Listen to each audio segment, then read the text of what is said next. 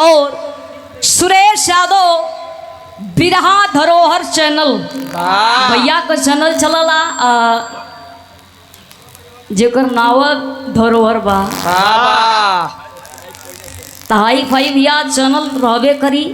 बड़ा बढ़िया भैया चैनल चलावत हुआ मेरे बड़का भैया जी के तरफ से ए पंखुड़े में गोथा हुआ प्यार दुलार आशीर्वाद और ये सादरी क्यों न प्यादे कर सम्मानित कैला। आप लोगों से निवेदन है भैया कि वो चैनल के लाइक करा सब्सक्राइब करा लाइक सब्सक्राइब करा तो लोग आप पैसा कमाई का एक गरीब पैसा बड़ा कमात हो मजा यूट्यूबर भाई लोग दोनों जवाब नहीं है। प्रमिला एक ठे वीर रहलो प्रमिला एक ठे वीर रहली लेकिन मोहन अस्त्र भी छोड़े के पड़ गई अर्जुन के लेकिन तब वो कोनो फरक ना पड़ल। तो ऐसा विराह भैया आप लोगन के हम सुनाई। अब विराह सुन लिया तो कहिया कि खुशी यादव ए जौनपुर लमिया के धरती पर विराह कैसन गौली है बस शांति बना के इत्मीनान से बैठा रहा लोग। मास्टर आवा तनी स्वर बना के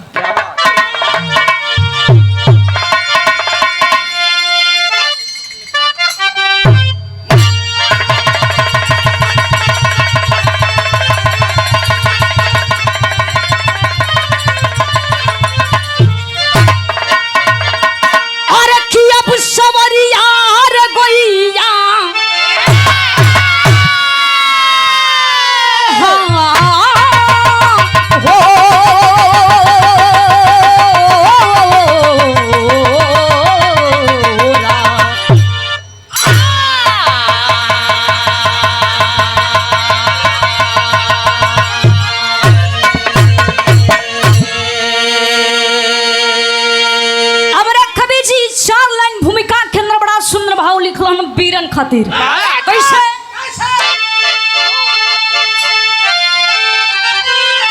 अरे तो पैदा कोई नहीं पैदा कोई नहीं जो करे सामना हमसे मिला ले जवा जंग में तो उसके पौरुष की पूरी करूं कामना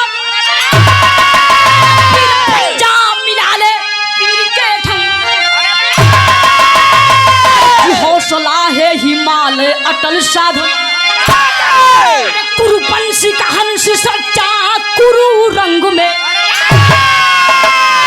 है गुरु महेंद्री समाबादना अरे कि खून खौला है ऐसा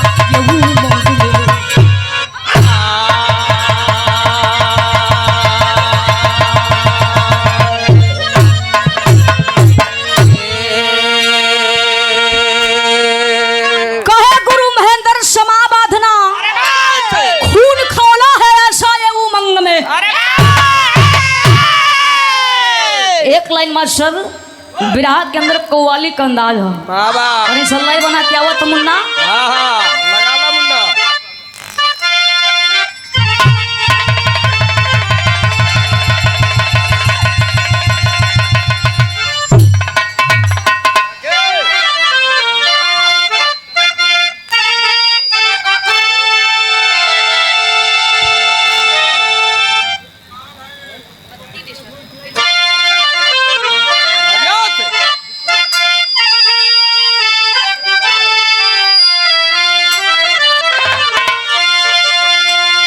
अरे की काबे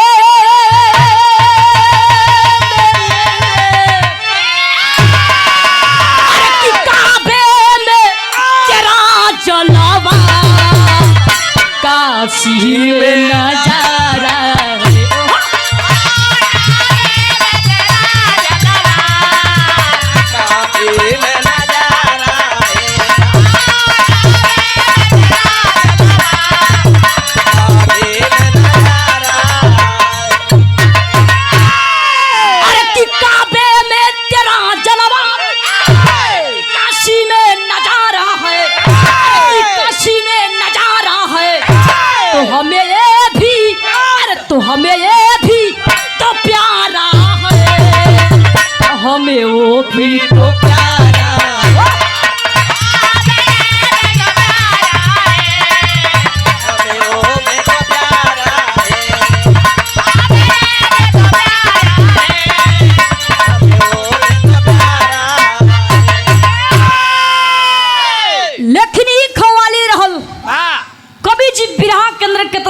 भाव लिखत हूँ कैसे।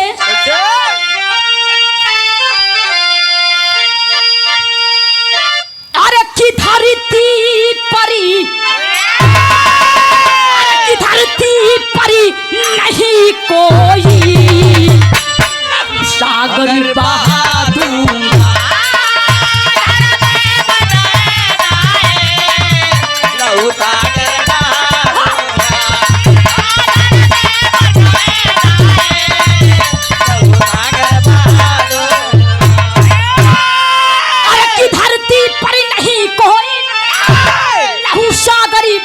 दूंगा। तो आए जो, आए जो समरी कोई बालों से जला दूंगा।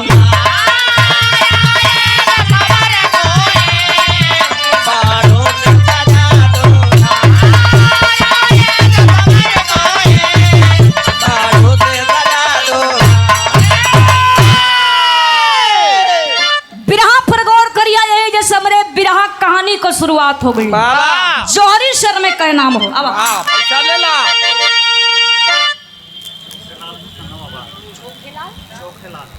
चोखेलाल, अच्छा चोखेलाल गुप्ता जी आप सम्मानित श्रद्धेय मेरे नवाबाद धरती से मेरे चाचा जी की तरफ से ये सादर 101 रुपया देकर सम्मानित किया। बहुत बहुत दिल से धन्यवाद।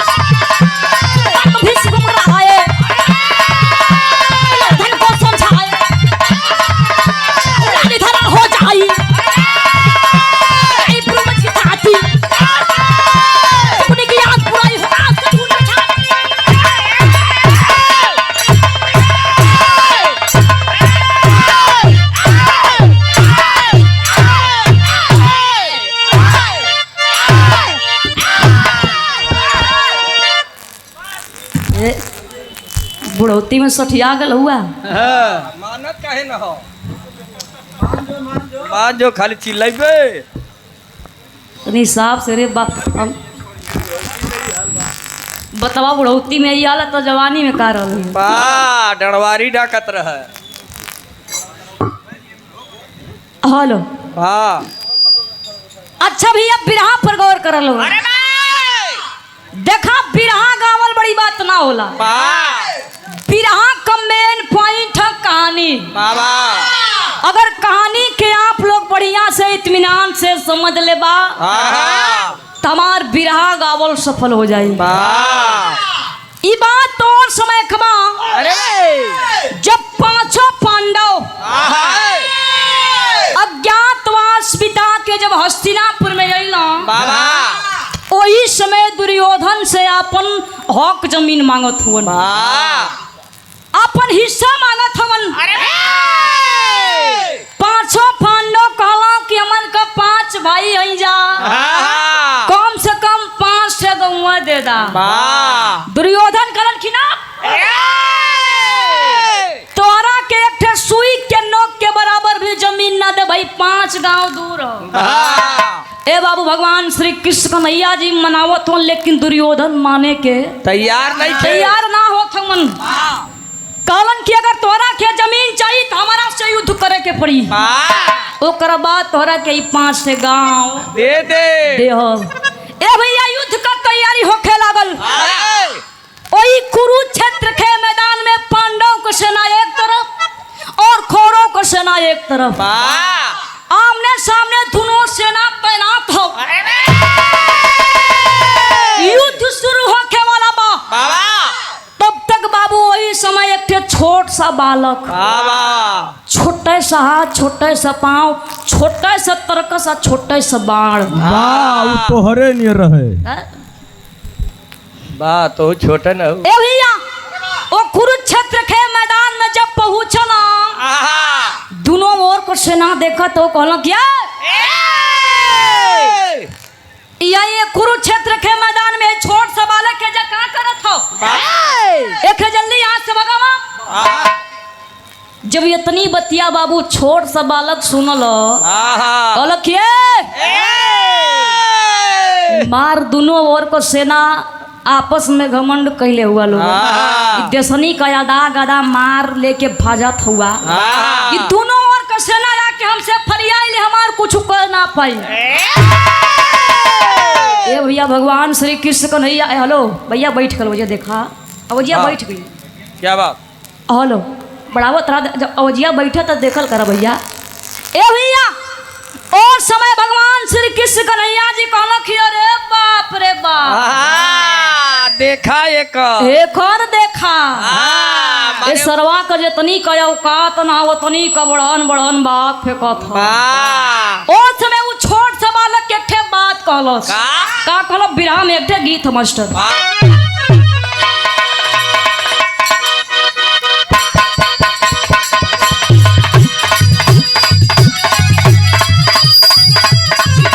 हेलो हेलो हेलो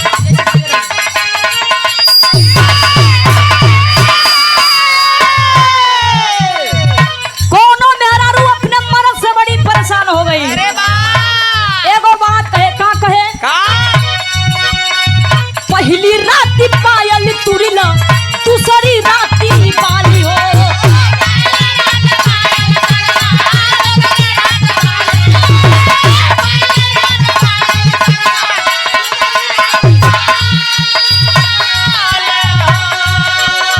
तीसरी रात झुमका झुलनी पूरी नहाली हाली हो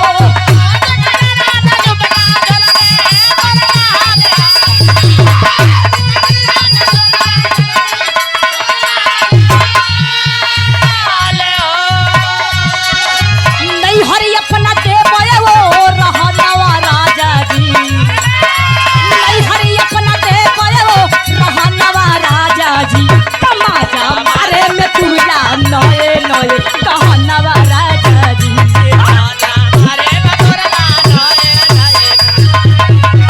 हेलो आगे बैठ ए भैया वो समय वो छोट सा बालक सबसे कहलस का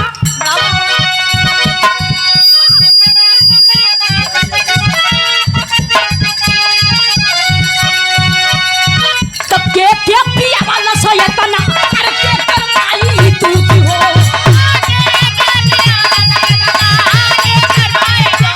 अरे भैया देख के बना दे अरे ये भाई इसको जन्म वाला जे की से यूथ हो ये भाई इसको जन्म वाला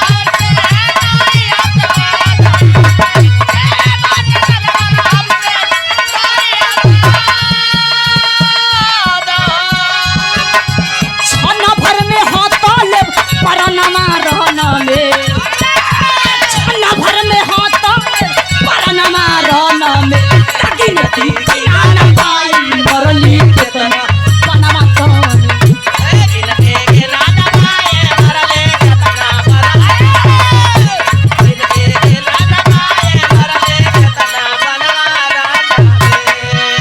ए भैया वो छोट सा बालक कलश किए एक कठे बार चलाई भाई एक बार से पूरे महाभारत के खत्म कर दे भगवान श्री कृष्ण कन्हैया जी कहलो कि हे कर दिखाओ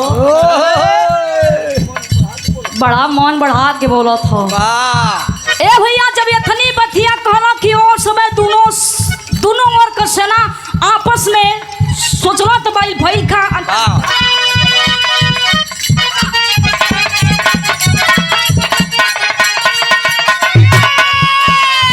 दोनों वर्ग से ना टूटल चल के माये दान में भैया बढ़ा देता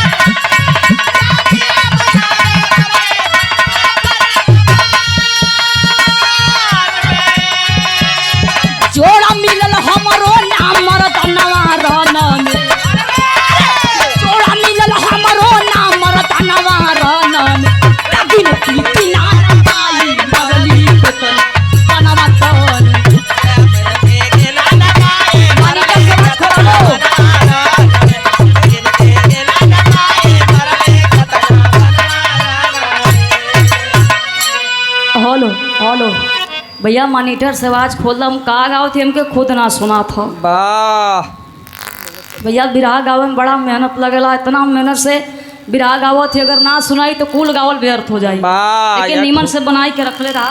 हाँ हाँ यहाँ खून निकलत है मजाक। अच्छा अच्छा। अरे राम सिंगार गुप्ता कचौड़ी वाले, वाह कचौड़ी गली सुन कैला रजऊ, वाह मिर्जापुर के कैला गुलजार, बड़े ही सम्मान के साथ कचौड़ी के मलिकार महोदय जी, वाह आप सम्मानित श्रद्धेय हमारे बड़े भी आज ये सादर 101 रुपया देकर सम्मानित कैलन। बहुत बहुत दिल से धन्यवाद। वाह क्या भैया हेलो अच्छा मॉनिटर से आवाज खोल दा मालिक, बस अब 10 मिनट का समय है, उतना में तो हम खत्म ही कर देंगे। हाँ देवल जी मन का हेलो हेलो हेलो छे हेलो बड़ा बाबू ए भैया वो समय वो लड़का कलश किया हमार जोड़ा ये धरती पर केहू पैदा ना आया ना पैदा होई। जब इतनी बतिया भगवान श्री कृष्ण कन्हैया जी सुनल कहला कि लगत हो सरवा बलशाली ह का। ए भैया उनके कुछ कोना में लेके गई कुछ दूरी पर, कहला कि माना थे कि तू वीर हुआ बलवान हुआ बलशाली हुआ, लेकिन हम ऐसे कैसे मानी तोरा से हम परीक्षा लेवल चाहते। ओ छोट सा बालक कलश की कैसन परीक्षा, तुहार परीक्षा हमार इच्छा जल्दी ला। कलश की सुना आई पीपल का पेड़ देखत हुआ ना, एमा जितनी पतई लगल है एक बार से वो पीपल के पतई के छेदे के हुई। कहला कि बॉस इतना छोटा सा बात। ए भैया वो समय वो छोट सा बालक तरकस में से बाण निकाल के जब वही मंत्र के पढ़त हो, तब तक भगवान श्री कृष्ण कन्हैया जी हो छल कपट कैले हला, एक ठे पथैया तोड़ के अपने पैरवा के तरवा दबा ले हला। ए बाबू बाण चलावे के थे चला देहलन, जथनी पथई लगल रहे पूरा पतई के छेदा छेदा छेदा छेदा छेदा वाह कहाँ छेदल जथनी बाबू पतई लगल पूरा पतई के छेदत छेदत भगवान श्री कृष्ण कन्हैया जी के पैरवा के ऊपर लगल नाचे तिरिया। भगवान श्री कृष्ण कन्हैया जी कहला कि कुल तो ठीक है लेकिन आई तो आर तिरिया हमने पैरवा के ऊपर का करत है। वो छोट सा लड़का करस किया तोरे पैरवा के तरवा ऊपी पैरवा के एक पतैया पैरवा हटावा पतैया के छेदी, अगर ना हटाइबा तो तोरे पैरवा के छेद के वो पतैया के छेदी। जब इतनी बतिया भगवान श्री कृष्ण कन्हैया जी सुनला बाबू डर के मारे पैर हटा दे ना, कहला कि कौनो ठिकना छेद दे सरवा, देखे में बड़ा छोटा घाव बड़ा गंभीर करत बलशाली है। ओहो पतई छेदा गइल। तब भगवान श्री कृष्ण कन्हैया जी कहला कि कुल तो ठीक है लेकिन तोहार पर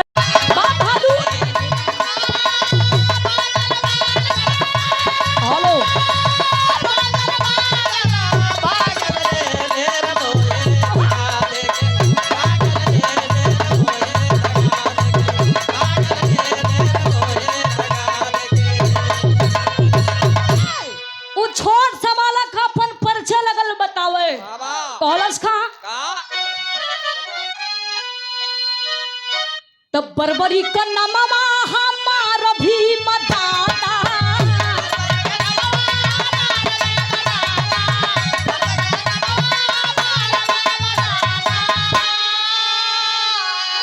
अरे तब बरबरी का नमवा हमार भी मदाता, अरे कि हथियों के देले पर छारी हो लोग उनके कहला छारी हो लोग उनके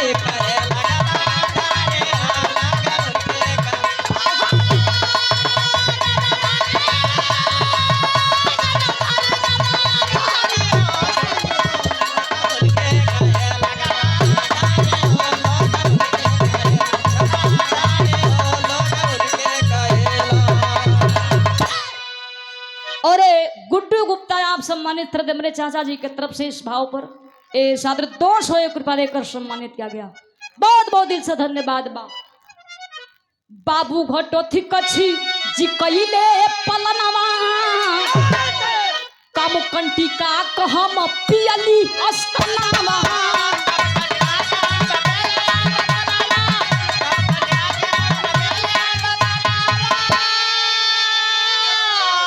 तो हमारे उमरिया के देखा जानी कान्हा हमारे उमरिया के देखा जानी कान्हा अरे कि हमसे भागी है थारा के धनु थारी हो लोग उनके कहेला थारी हो लोग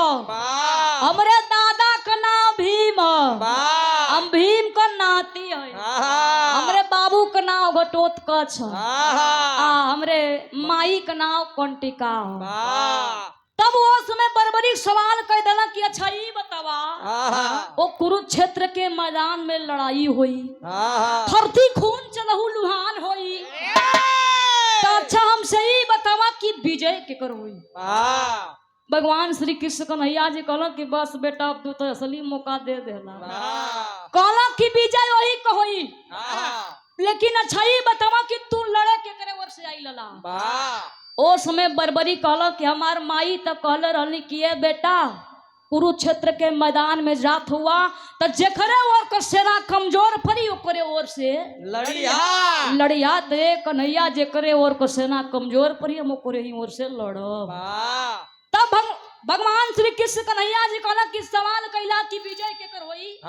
तो ला सुना जेकरे ओर का कुंवार लइका वीर होखे बलशाली होखे बुद्धिमानी होखे ओकरे ओर से जाके अपन बलि दे दही तो करे ही ओर का विजय हुई जब इतनी बतिया बर्बरिक सुनल भगवान श्री कृष्ण कन्हैया जी का बतिया कहना कि ऐसन बात है तल्ला हमार मुड़िया काटला हमरे दादा के जिताए ना लेकिन एक हमार सपना रहल कल की ऊ का कल की हम महाभारत के लड़ाई देखल चाहत रहनी हम 18 दिन को हम महाभारत के लड़ाई देखल चाहत रहनी हम भगवान श्री कृष्ण कन्हैया जी कहला कि तुम महाभारत के लड़ाई देखवा तोहर मुड़ियो कटल है तब वो तू देखवा ए बाबू उसमें भइल का बिरहा में टेरी के भाव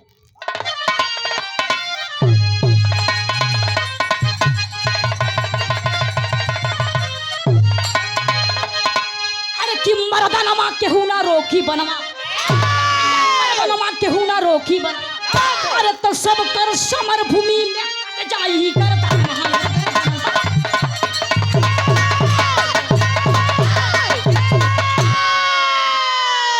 सब कर समर भूमि में कट जाई करदनवा मर्दनवा केहू ना रोकी बनवा भैया हो ओ समय भगवान श्री कृष्ण कन्हैया जी बर्बरी कमुड़िया काट के अपने हथवा पैसे ही रख के ये हथवा पैसे ही उड़ा देला ओके नीलगिरी पर्वत पर मुड़िया के रख देला कहला कि ए बर्बरी ये जनल देखा ए जलल ई महाभारत के लड़ाई तू देखिया तब वो समय कुरुक्षेत्र के मैदान में भइल का मास्टर का बिरहा में एक गीत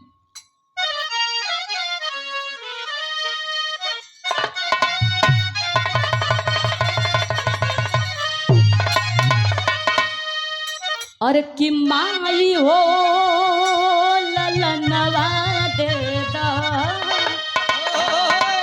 कि बहिनी हो बिरनवा दे दा लेकिन वो समय कुरुक्षेत्र के मैदान में होत का रहे अरे कि बाजल बाबा चनावा चमकी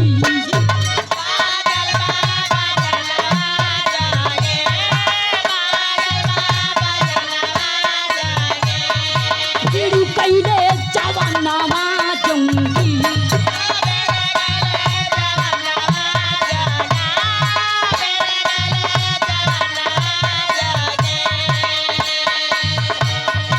बाजल पापा चनावा जंगी फिर कैले जवानावा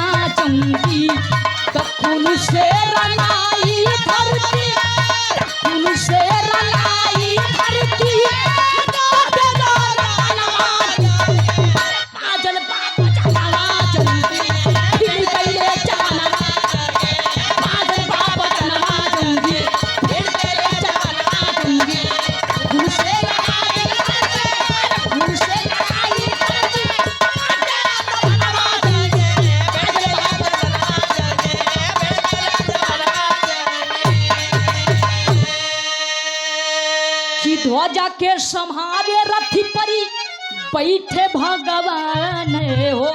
अरे तो सर से कटाला सर से लिया समान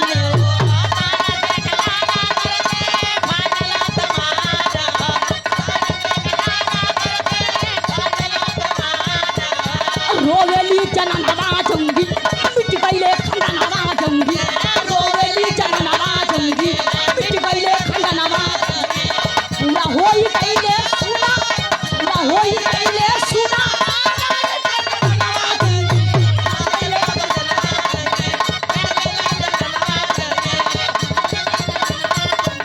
पूरा होई गईले सुना पूरा होई गईले सुना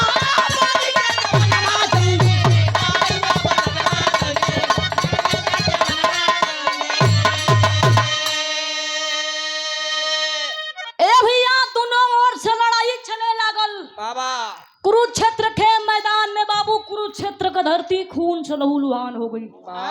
लाश पर लाश ही बाबू कुरुक्षेत्र के मैदान में पटाए केहू से गिनले न गिनाए उलसिया।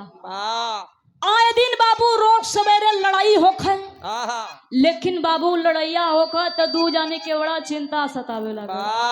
उड़ाला के बिरहा में पापट कबाब और यश के स्टूडियो डी अशरफाबाद संजय गुप्ता जी ए बड़े ही सम्मान के साथ साथ 101 रुपया देकर सम्मानित। बहुत बहुत दिल से धन्यवाद। आवा क्या बात।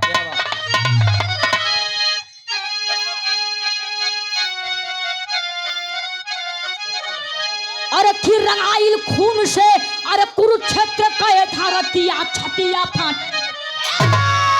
पागल फैली छतिया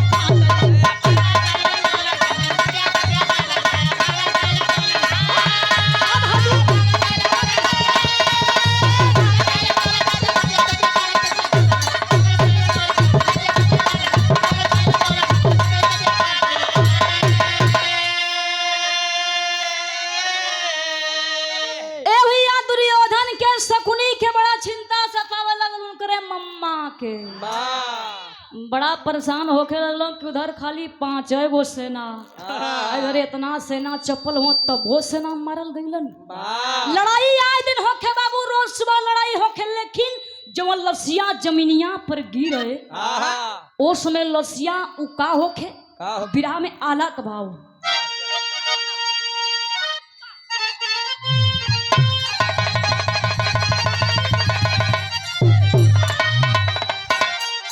अरे कितनी पला हिमालय देख के बिल खेला सगरवा तो गईले या महाराज खुद सुना थर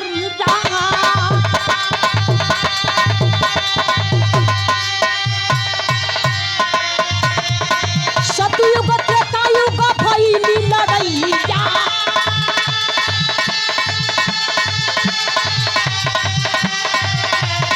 सतयुग त्रेतायुग फैली लड़ैया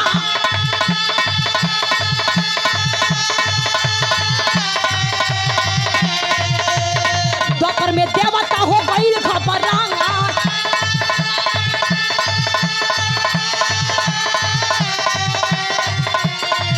अरे लसिया से लसिया का बल धरती में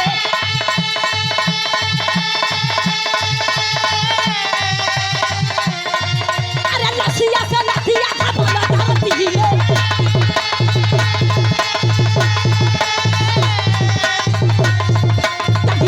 लसिया हो केहू से गिना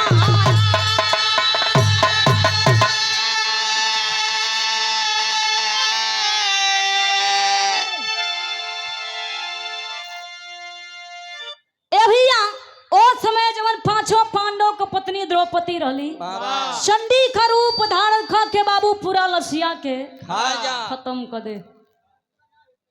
बर्बरी 18 दिन का लड़ाई देखल महाभारत की लड़ाई जब खत्म हो गई तभी मलगा छाती फूलावत हो अर्जुन अलगा छाती फूलावत हो कहला कि हम ना रहलो थी तो लड़ाइया केहू ना जीतल। हाँ कहला कि ऐसे ना फरियाई। हाँ अब चला भगवान श्री कृष्ण कन्हैया जी के पास, हाँ वह समझई हाँ। हाँ ए बाबू भगवान श्री कृष्ण कन्हैया जी के पास पहुंचला। कहला कि ए प्रभु ओह, अच्छा ये बतावा कि महाभारत का लड़ाई के जीतल, वाह केकरे बल पर जिताई। हाँ कहला कि हम ना बताई भाव कटल की बुढ़िया बताई। बाबा ए बाबू कहला कि चला नीलगिरी पर्वत पर बरबरी के पास। हाँ बरबरी के पास गई ना बाबू, भगवान श्री कृष्ण कन्हैया जी मुड़िया के बुला के अपने हथेलिया पर रख लेला। बाबा तब मार भीम अपन ऐठत हूँ।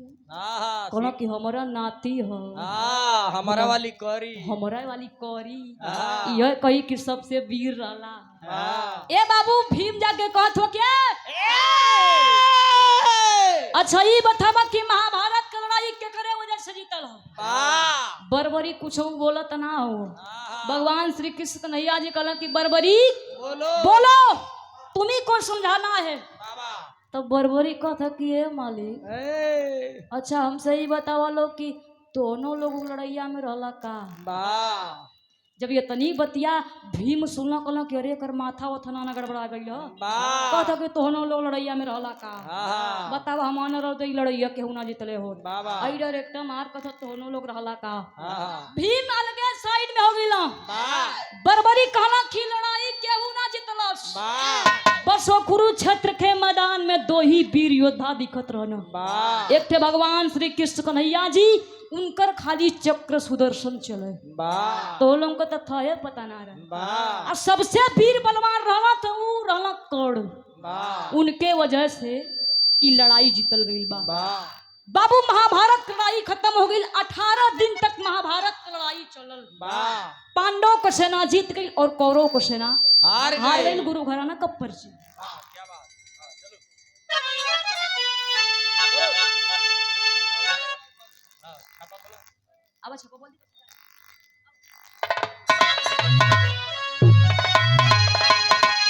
अरे कि जय जखाड़ गुरु चल लवटन की लहरे फुलवारी।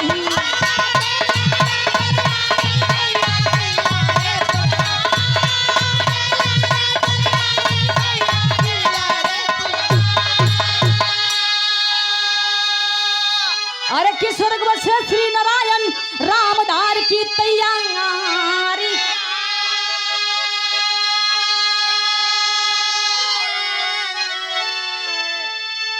अरे कि मर्दनवा केहू ना रोकी बनवा।